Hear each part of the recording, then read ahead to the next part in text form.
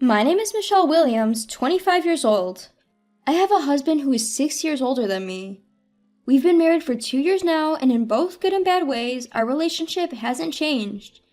Even now, my husband often tells me, "I love you."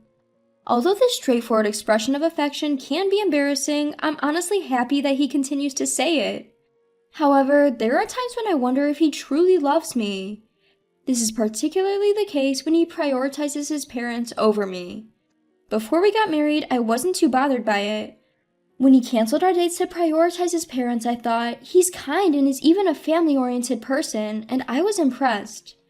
But that was because I thought his priorities would change after we got married. I never imagined them to remain same even after marriage. I couldn't broach my concern to my husband or in-laws at this point, but I was truly upset when my husband went on a trip with his parents on our wedding anniversary. At first, he seemed to not understand why I was angry, but when he realized it was our anniversary, he apologized desperately with an "oh no" expression. Although I had no intention of forgiving him immediately, after hearing his desperate apology and the story that he took his parents on a trip to make up after a fight, I couldn't stay angry. However, some resentment remained deep inside my heart. At the same time, I began to have a less favorable impression of my in-laws. In particular, the times my husband got called over to my in-laws' place increased, and my dissatisfaction with him and my in-laws piled up. If a similar situation ever occurs again, I decided to directly talk to my in-laws if my husband were to ever prioritize them over me on some kind of anniversary again. One Friday night, I ran into my older sister in town as I was rushing home from overtime work. We hadn't seen each other much since we both got married, so I was happy to see her, and we decided to go out for dinner, just the two of us. Out of courtesy, we both let our husbands know, and we headed to a nearby pub. Since both of us were off from work the next day, we decided to enjoy our meal and conversation with some drinks that we usually refrain from. After we finished talking about our recent happenings, silence fell. As I sipped my drink and thought about the next topic of conversation, my sister suddenly started chuckling. When I asked her what was wrong, she just said she remembered something funny. She didn't seem to want to talk more about it, but when I insisted she tell me, she reluctantly started speaking.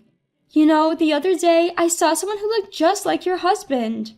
I was taken aback as I wasn't expecting that. As I urged her to continue, my sister said, "Well, he was with a child, so I knew right away that it wasn't him, but he looked so much like him that I did a double take, and because of that, I ran into a lamppost." She then lifted her bangs. I could clearly see that her forehead was swollen. I drew attention from the people around me, and I was so embarrassed that I quickly ran away. I felt sorry for my sister who was starting to complain while fixing her bangs, but I couldn't help but laughing at my reliable sister's mishap. I thought I'd tell my husband about the story I heard from my sister when I got home, but I completely forgot and fell asleep. Moreover, I felt ill the next day. I'd been laid down in bed, completely taken down by a dreadful combo of sore throat, chills, and fever. My symptoms, far from abating, only got worse, and I was contemplating whether or not to see a doctor when I heard some noise. When I went to check it, there was my husband John preparing to leave with his Boston bag in hand. I called out to his retreating back in a panic. "Where are you going?" John shrugged his shoulders and slowly turned around. Although I wished he would stay by my side given my poor health, he seemed oblivious to my feelings and said, "I've promised my parents to take them to a spa today. I'll be back later," with an unapologetic expression. I begged John, "Please don't go." Judging by his luggage, it seemed he wouldn't return home today if he left. I thought that he would surely reconsider when he saw my current condition, but to my disappointment he said, "The spa is booked, and it would be a waste to cancel now," and he left. For a few minutes after John left, I was in a daze. I felt as though I had been abandoned by my husband, but staying there wouldn't bring John back. I gave up and went to bed. In the middle of the night, I woke up suddenly and noticed that my body was abnormally hot. The fever, far from dropping, seemed to have rose even higher. I thought this was bad and wanted to take some medication, but I didn't even have the energy left to go and get medicine or a drink. Alarmed, I decided to call John to come back home. However, I received no response. He probably had his phone turned off. Frustrated with my husband, I then called my mother-in-law. My mother-in-law answered the phone immediately. I wanted to complain about everything so far, but I was at a loss for words when she asked, "What's the matter?" In my confusion, I asked my mother-in-law, "Isn't John with you right now?" She replied, "No, he isn't here. Actually, I haven't seen my son for a while now." My mind went blank at my mother-in-law's words. My mother-in-law, sensing something was wrong due to my silence, kept calling my name. However, I was unable to respond to her and ended up hanging up the phone. Physically and mentally drained, I lost consciousness right then and there. I don't know how much time had passed. The first thing I saw when I opened my eyes was not John's face, but my mother-in-law's face peering into mine. "Is that you, mother-in-law?" "I'm sorry, but I let myself in with a spare key." I shook my head at my mother-in-law's words. "No, on the contrary, thank you." I could tell from her casual attire and lack of makeup that my mother-in-law had rushed over in a hurry. Although it was different from my usual impression of her, I felt glad. I accepted a glass of water from my mother-in-law and took a sip. My mother-in-law quietly waited for me to finish drinking, then asked, "Do you think you can eat some Jell-O?" I nodded in response to my mother-in-law's words, ate the Jell-O she handed me, and then swallowed some of the over-the-counter medication she had brought. As the medicine took effect and I began to feel a little better, tears started rolling down my cheeks. My sudden crying must have surprised my mother-in-law, but she waited patiently until I had finished. After a while, my tears stopped, and I began to feel embarrassed for having cried in front of my mother-in-law.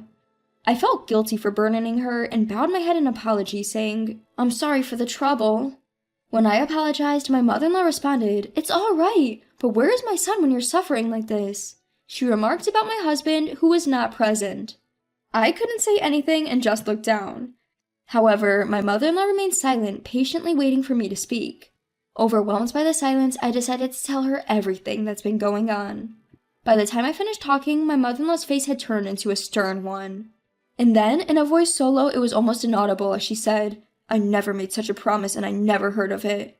She even called my father-in-law on the spot to confirm. My father-in-law also confirmed that he hadn't had such a conversation with my husband. So where and with whom was my husband right now? Suddenly, I recalled a joke my sister had once told. Could it be that story? No, but surely. Unconsciously, my words slipped out, and my mother-in-law did not miss them. She asked, "Do you know something?" Caught off guard, I stammered, "No, But my mother-in-law was clear. "I won't tolerate wrong actions from my son just because he's my son. It might be hard for you, but please tell me." Looking into her eyes, I realized I couldn't evade her question. Moreover, at that moment, I trusted my mother-in-law more than my husband. Reflecting on it, I realized that my impression of my in-laws had only been shaped through my husband, not from my own interactions with them. I gathered my courage and told my mother-in-law the story I'd heard from my sister and about the frustrations I had been feeling. As a result, I learned that most of the things my husband had been telling me about his parents were lies. I became unable to forgive my husband in many ways. Looking at my mother-in-law, I realized she felt the same way. A few weeks after I fell ill, one weekend, my husband said, "I'm going to my parents, might stay overnight." Inside, I thought, so the day has finally come, but outwardly, I saw him off with the indifferent face as usual. After he left, I picked up my phone and called my mother-in-law.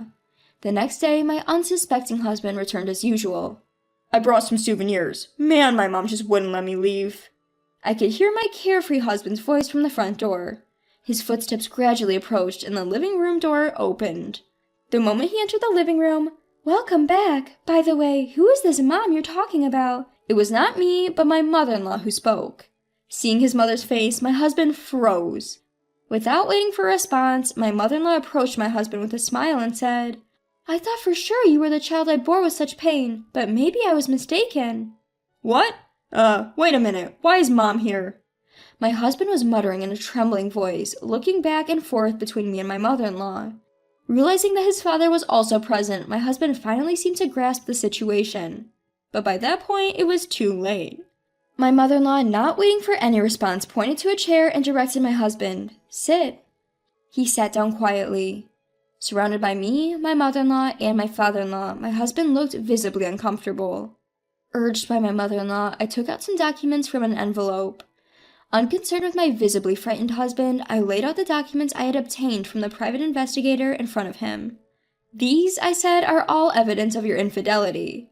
My husband looked at me desperately after losing his words. However, looking at my husband didn't stir any feelings in me. Without revealing any of my inner relief, I told him, "Your mistress should be receiving a certified letter detailing everything soon." Upon hearing that, my husband stood up and yelled in panic, "Please don't do that. She is a child." Surprised at my husband's statement, I asked, "So? That's none of my business. If you felt sorry for the child, why didn't you break up with me before starting a relationship with her?" My husband opened his mouth, but he was unable to find any excuses and sat back down. I had learned from the private investigator that my husband's mistress was a single mother, and her child's father was unknown. Whether my husband knew this or not, I didn't know. Eventually, my husband managed to squeeze out the words, "They have no one but me. I can't abandon her and her child, but I truly love you and care about you." His words were incomprehensible, yet he spoke with a serious look. Hearing my husband's words, I was overwhelmed with disbelief. I was supposed to have fallen in love with his kindness, but looking at him now, all our past memories seemed like nothing more than illusions. My parents-in-law were also looking at my husband with astonishment. I caught my mother-in-law's eye and shook my head. She returned a tired, apologetic nod. I could tell my husband was desperate to mend things, but I had no intention of forgiving him. In fact, after hearing his words, I wanted to cut off my ties with him right away. Ignoring my still-talking husband, I handed him the divorce papers. "Let's get a divorce." When I said that, my husband looked at the divorce papers, then at me, and asked in surprise, "Why? Why?" "Because," I responded, "this incident has brought my feelings and trust in you down to 0. Let me be clear, it is impossible for me to continue our marriage. We will decide on the details through our lawyers." I firmly told my husband, but he shook his head and said, "No, I can't." I was filled with disbelief and anger at my husband's attitude. My mother-in-law seemed to feel the same, and she called my husband's name in a suppressed tone. Looking at my mother-in-law, she was looking at my husband with contempt and said, "You have no right to refuse. This is your doing. We are in favor of the divorce. In fact, it was me who recommended Michelle get a divorce. You have really done something terrible. Reflect on your actions and work hard to pay alimony." After being yelled at by his mother, my husband signed the divorce papers while sobbing. After our divorce, it seems my ex-husband John spent some time crying his heart out at his parents' home. However, after a few weeks, he appeared to settle down, and then he apparently told his parents he was going to remarry, this time with the woman he had an affair with. His parents were livid when they heard this. Especially his father, who was so angry that he told John he would disown him if he married the woman he had an affair with, and effectively kicked him out of the house.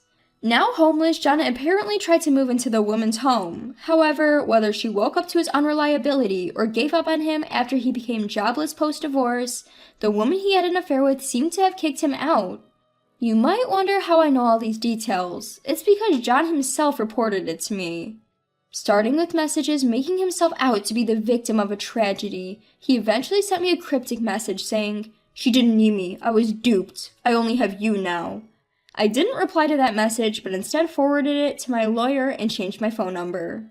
Sometime later, I received an apology letter from John's mother via my lawyer.